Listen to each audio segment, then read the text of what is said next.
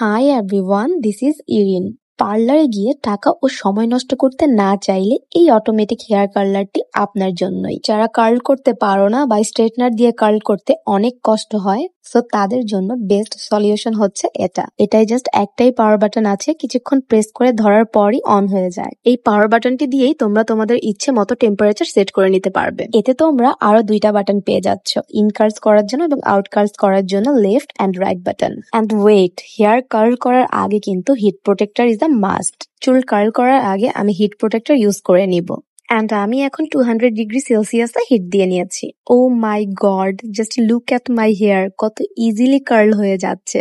ভিডিওতে দেখতে যতটা ইজি মনে হচ্ছে, ট্রাস্ট মি, এই কার্লারটি দিয়ে কার্ল করা ঠিক ততটাই ইজি।